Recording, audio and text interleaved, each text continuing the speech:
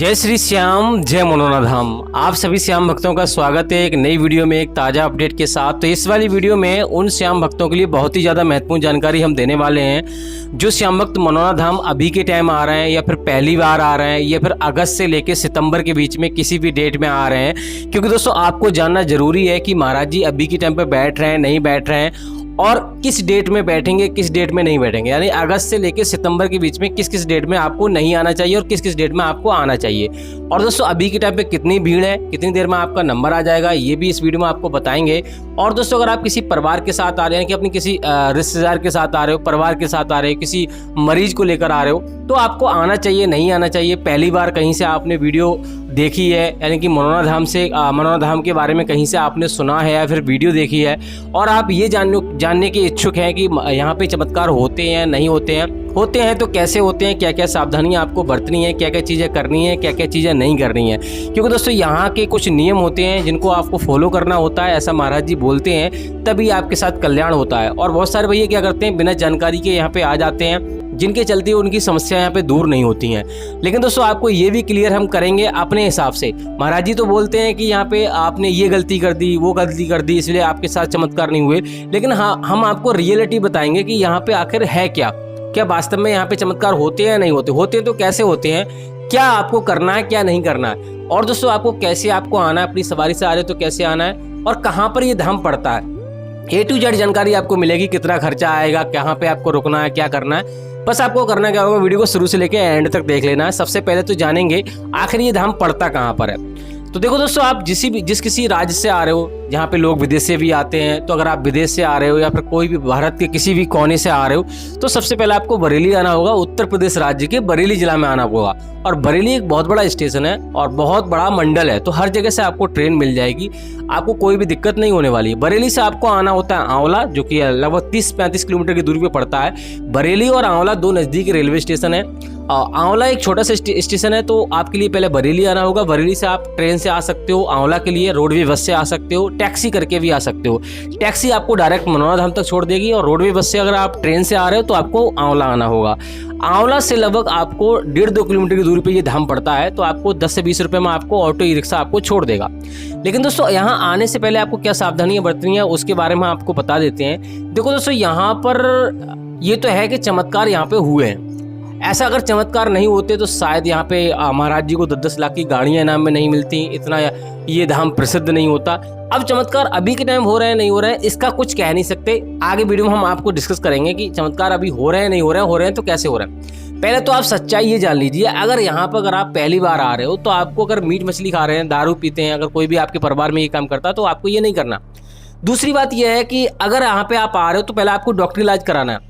हर जगह आपको ट्राई करनी है। जब हर जगह आप कोशिश कर चुके हैं और बड़े से बड़े हॉस्पिटल में आप दिखा चुके हैं तो यहाँ पर आप कोशिश कर सकते हैं, यहाँ आ सकते हैं। क्योंकि यहाँ पे कोई डॉक्टर इलाज नहीं होता, यहाँ पर खाटू श्याम भगवान की कृपा होती है, जो कि कलयुग में वरदान लगा हुआ है उन्हें कि कलयुग में जो भी उनके शरण में जाएगा, सच्चे मन से अर्जी लगाएगा, पूजा करेगा, उनका यानी कि कल्याण जरूर होगा, कुछ ना कुछ यानी कि उन्हें फायदा जरूर मिलेगा। तो आपको अगर आप खाटू श्याम भगवान पे आपको विश्वास है तो आपको आना है और पहले आपको डॉक्टरी इलाज वगैरह आपको करा लेना अच्छी तरह से, तभी आपको यहाँ आना। अगर कहीं से फायदा नहीं मिल रहा, अगर डॉक्टर इलाज चल रहा है ना तो आपको बंद नहीं कराना है, और आपने बंद करा लिया तो भी आपको डॉक्टर इलाज कराते रहना है। क्योंकि यहाँ पे ऐसा बोलते हैं महाराज जी कि किसी को आधार बनाकर ही यहाँ पे चमत्कार होते हैं। हो सकता है डॉक्टर को आधार बनाया जाए, हो सकता है महाराज जी को आधार बनाया जाए या फिर किसी और व्यक्ति को आधार बनाया जाए। चमत्कार आपके साथ आधार बनाकर ही किया जा सकता है। साक्षात रूप से यहाँ पर पृथ्वी पर इस कलयुग में खाटू श्याम भगवान आपकी कोई भी यानी हेल्प नहीं कर सकती, किसी को आधार बनाकर ही यहाँ पर आपके साथ चमत्कार हो सकता है।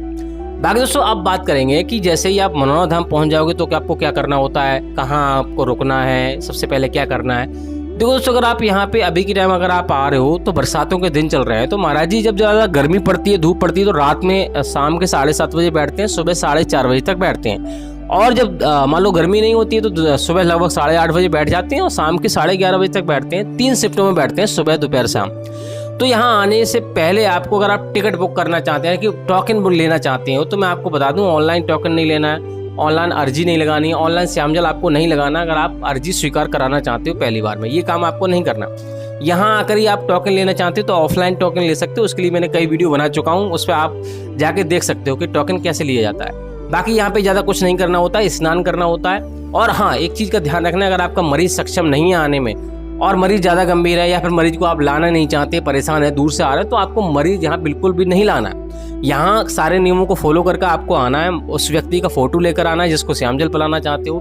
महाराज जी को आशीर्वाद दिलाइए, चाहे फ़ोन में ले आइए, चाहे डिजिटल फोटो ले आइए, और श्याम जल यहाँ से लेके जाइए। और सारे नियमों का पालन करके श्याम जल का सेवन सुबह 4:30 बजे से लेकर 11:55 से पहले, दोपहर के 11:55 से पहले आपको श्याम जल का सेवन आपको करना होता है। कभी भी गैप नहीं करना होता। जब आपको फायदा होने लगे तब आपको आना है। और सही भी बात है, कोई जरूरी थोड़ा ही आपसे कोई फोर्स नहीं किया जा रहा, किसी को आपके दबाव जोर जबरदस्ती आपको नहीं बुलाया जा रहा।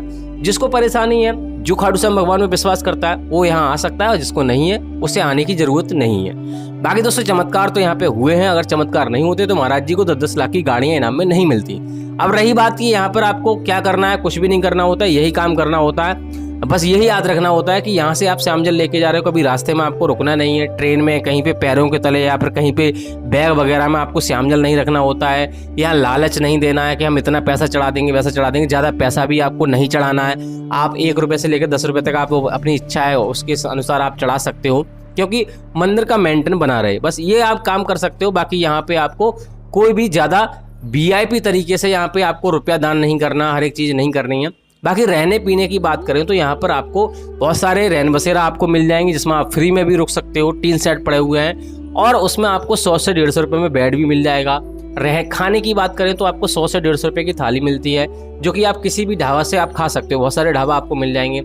और अगर आप AC कमरा लेना चाहते हो तो महाराज जी ने धर्मशाला बनवाई है, उसमें आपको 1000 से 3000 रुपये का खर्चा आता है। और बहुत सारे यहाँ पे राजस्थान गेस्ट हाउस वगैरह बहुत सारे यहाँ पे आपको होटल मिल जाएंगे, वहाँ पे आप रुक सकते हो, जिसमें किसी में 800, किसी में 1000 ऐसा खर्चा आता है। बाकी दोस्तों, यहाँ पर बात करेंगे कि महाराज जी कौन कौन से दिन बैठते हैं, कौन कौन से दिन नहीं बैठते हैं। महाराज जी यहाँ पे वेडनेसडे और ट्यूसडे, मंगलवार और बुधवार को धाम पर नहीं बैठते हैं। इस दिन अगर आप आ रहे हो तो आपको नहीं आना होता है।